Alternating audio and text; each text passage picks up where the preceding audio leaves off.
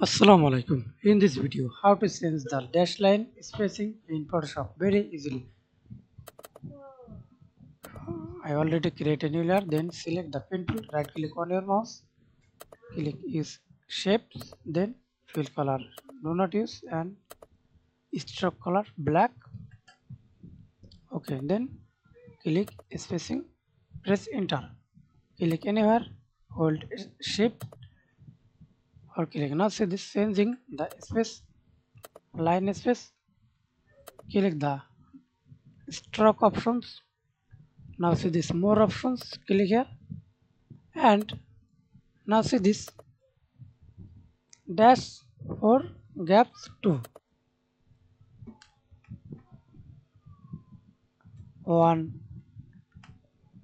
2, 3. Okay, now we can see this change dash line spacing. Thanks for watching video. Please subscribe to my channel, like, comment, share.